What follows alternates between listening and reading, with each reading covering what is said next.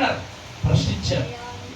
అయినా సరే ఆ యాగాన్ని ఆపని సాతాను ఎంతో ప్రయత్నించినా సరే ఆ యాగాన్ని పూర్తి చేశాడు. కానీ నా దేవుడు అక్కడి నుంచి దిగలేదండి. దేవుని స్తోత్రం, హల్లెలూయా.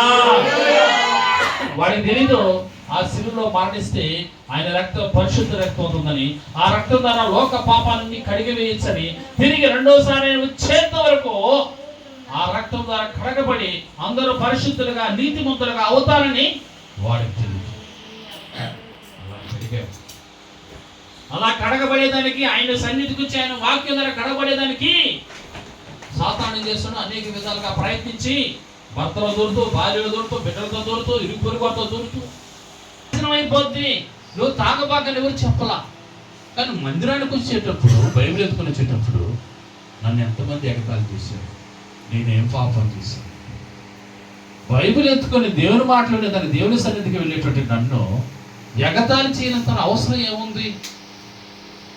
మరి నేను అంత తాగుబోతుగా, తిరుగుబోతుగా సినిమాలు చూస్తా, నేను నా ఇష్టానుసారంగా బ్రతుకుతా ఉంటే వాళ్ళందరూ నన్ను చూసుకొని వీడిని నాకంటే ఎక్కువ పాపాలు చేస్తున్నాడు కాబట్టి నేను చేసేది కూడా తక్కువ అంటూ నన్ను పోల్చుకుంటున్నారు అన్నమాట.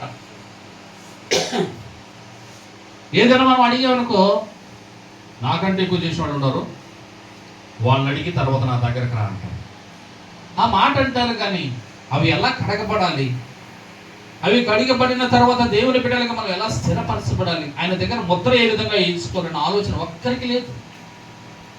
ప్రభును నమ్ముకునేంత వరకు, ప్రభువు నమ్ముకున్న తర్వాత మనం ఆ యొక్క నమ్మకాన్ని, ఆ యొక్క ముద్రను పొందుకున్నాం. దేవుని స్తోత్రం, హల్లెలూయా. నా కొరకు ప్రాణం పెట్టాడు కదా, నేనేం చేయాలి? మరి ఆయన సువార్తను ప్రకటించాలి. నేను పొందిన మేలు నీకు ఒక బిడ్డగాని, ఆత్మగాని రక్షింపబడితే పరలోకానికి నడిపించగలిగితే సన్మానం చేసి ఆయన మనం ఆ ఎదురుపడే సమయంలో ఆయన ఎదురుగా వచ్చి మనం కౌగులించుకుని, ఎన్ని ఆత్మను రక్షించావు నా కుమార్తె, నా కుమారుడు అని చెప్పి ఆయన మెచ్చుకుంటాడు. దేవుని స్తోత్రం, హల్లెలూయా. దానికోసం మేము పోరాటం. ఆ పోరాటంలో మనం చేయాల్సిన అడుగు, మొదటి అడిగింది ప్రార్థన. దేవా, నువ్వు నన్ను రక్షించిన రీతిగా ఎవరైతే నశించిపోయేదానికి దగ్గరగా ఉన్నారో వాళ్ళ దగ్గర నడిపించేదానికి నేనేం చేయాలి? నువ్వు వాడుకో. ఎవరి దగ్గరికి వెళ్ళమంటావు, ఏ విధంగా మాట చెప్పమంటావు, ఈ వాక్యాన్ని నాకు నేర్పించు. ఆయన కంటే ముందుగా మనం బయలుదేరినప్పుడు మనకంటే ముందుగా ఆయన ఏం చేస్తాడు? నీ ముందర నడుచువాడు దేవుడే యెహోవా. దేవుని స్తోత్రం, హల్లెలూయా. ఒక దినాన్న ఇదే విధంగా పరిశుద్ధతను కాపాడుకుంటూ, ఇదే విధంగా ప్రార్థన చేస్తూ, ఇదే విధంగా దేవుని నామాన్ని గణపరుస్తున్నట్టు ముగ్గురు వ్యక్తులు బైబిల్ గ్రంథంలో చూద్దాం. దేవుని స్తోత్రం. దానియేలు గ్రంథం 3వ అధ్యాయం 17వ వచనం చూడండి. దేవునికి స్తోత్రాలు చెల్లిద్దాం, హల్లెలూయా. స్తోత్రం, స్తోత్రం, స్తోత్రం, స్తోత్రం, స్తోత్రం, స్తోత్రం, స్తోత్రం, స్తోత్రం. ఈ దీనుడి ప్రార్థన ఆలకించి, తన దైవదాసుని యొక్క ప్రార్థన ఆలకించి దేవునికి స్తోత్రాలు చెల్లిస్తూ ప్రతి ఒక్కరు హృదయాన్ని ఆయన వాక్యాన్ని హృదయంలో దాచుకున్నారు.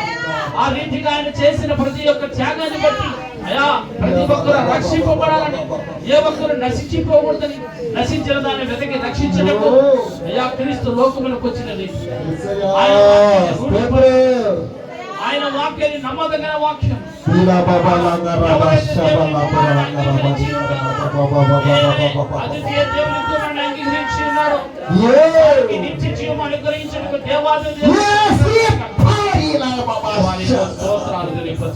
నామానికి మహిమ ఘనత ప్రభావం చెల్లిస్తాం. మమ్మల్ని తగ్గించుకుంటూ ఈ నామాన్ని చేస్తూ యేసయ్య నామములో అడిగి వేడుకొనుచున్నాము. ఆనందమే పరమానందమే ఆశయపురమైన యేసయ్యా నీలో ఆపత్కాలం అచ్యుతానికే స్తోత్రము.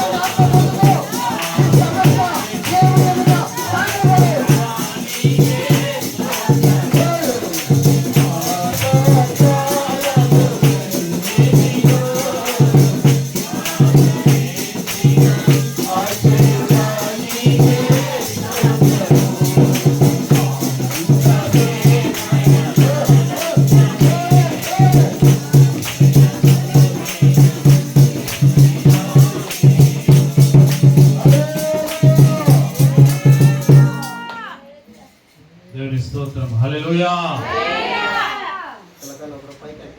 వలనే నాట్యమాడే హల్లెలూయా స్తుతించెదను.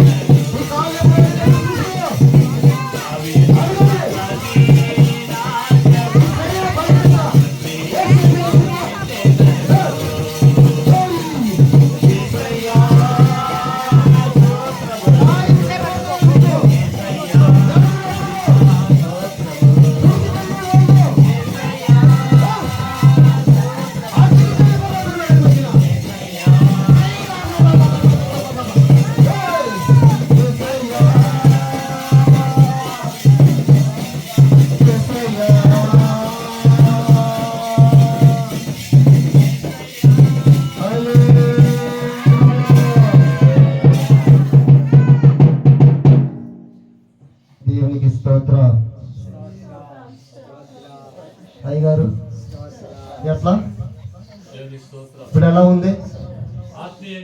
దేవునికి స్తోత్రం. మీకు ఎలా ఉందమ్మా? శరీర బలహీనతలు, కాళ్ళు నొప్పులు, నడుము నొప్పులు ఉన్నవాళ్ళు చెప్పండి. ఉన్నవాళ్ళు చేతులు తెచ్చండి, లేని వాళ్ళ చేతులు పైకెత్తండి.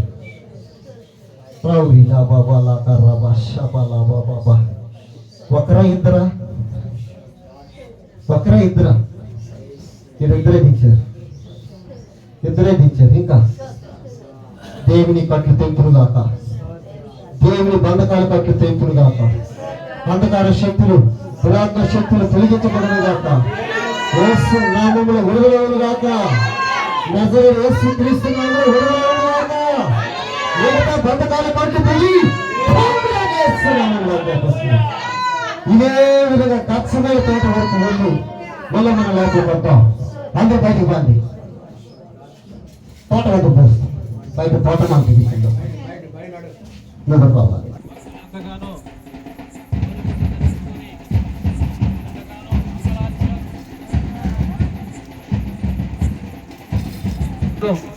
జరిగించిన విధానం ఆయనకి స్తోత్రాలు చెల్లిస్తూ దావీదు వల్లనే నాశమాడి ప్రేమించు తెచ్చేదను నాశమాడి కన్నే నింతో తెచ్చేదను యేసయ్యా స్తోత్రము యేసయ్యా యేసయ్యా స్తోత్రము యేసయ్యా స్తోత్రము దావీదు వల్లనే నాశమాడి నింతో తెచ్చెదను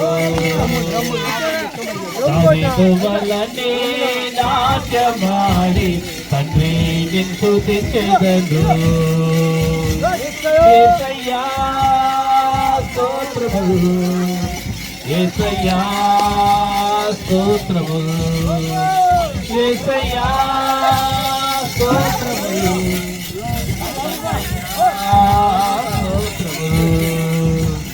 దావీదు వల్లనే నాశమాడి తండ్రి నింతో తెచ్చెదను దావీదు వల్లనే నాశమాడి తండ్రి నిన్ను తెచ్చెదను యేసయ్యా స్తోత్రము యేసయ్యా స్తోత్రము యేసయ్యా స్తోత్రము యేసయ్యా తండ్రి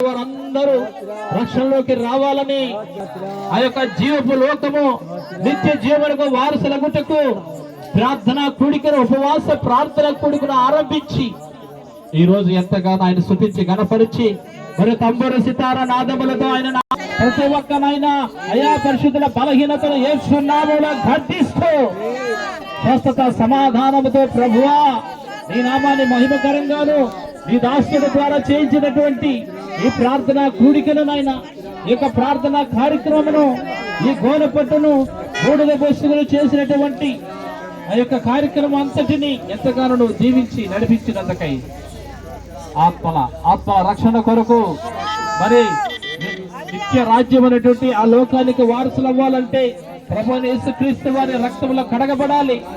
ఆయన రక్తము పరిశుద్ధ రక్తము, ఆయన రక్తము నీతి రక్తము, ఆయన రక్తంలో ప్రతి పాపం కడిగివేయబడుతుంది. ఆయన రహవాత దేవుని నామానికే మహిమ ఘనత ప్రభావాలు చెల్లించినట్టుగా స్తోత్రాలు చెల్లిద్దా. స్తోత్రం స్తోత్రం స్తోత్రం స్తోత్రం స్తోత్రం స్తోత్రం స్తోత్రం ప్రతి అంగలార్పును కుట్టివేనట్లుగా స్తోత్రాలు చెల్లిద్దా. స్తోత్రం స్తోత్రం స్తోత్రం ప్రతి బలహీనతని మోకాళ్ళ నొప్పిని నడువుల నొప్పిని యేసునామములో లయమైనట్లుగా ఆయనకు స్తోత్రాలు చెల్లిద్దా. స్తోత్రం స్తోత్రం స్తోత్రం తమకు తెలియనటువంటి ప్రతి బలహీనని దర్శించి వారి కుటుంబాలను దర్శించి వారి పిల్లల్ని దర్శించి వారికి ఉన్నటువంటి పశు సమృద్ధిని దర్శించి అయా ఇదిగోనైనా వారికి ఉన్నటువంటి పొలములను దర్శించి వారికి ఉన్నటువంటి నాయన బిడ్డలను దర్శించి అయా ప్రతి రోగమును లయపరిచి నీ నామానికి మహిమకర్మగాను జరిగినటువంటి ఈ కార్యక్రమం అంతట్లో నీ దాసుని చక్కగా అభిషేకించి అయా తండ్రి తన దాసురాల్ని తన బిడ్డలని ప్రభువా ఈ సన్నిధిలో గొప్పగా వాడుకున్నట్టుకు ఇంకా అనేకమైన గొప్ప ఘనకైన కార్యాలు చేయుటకు ఎంతగైనా నమ్మదగిన దేవుడు అయ్యా నీకు స్తోత్రాలు తెలియపరచు. నీ నామానికి మహిమ ఘనత ప్రభావాలు చెల్లిస్తూ నీ నామాన్ని ఎంతగానో హెచ్చిస్తూ తగ్గించుకుంటూ యేసుక్రీస్తు నామమున ప్రార్థించి అడిగి వేడుకొనుచున్నాము తండ్రి. ఆమేన్. హల్లెలూయా.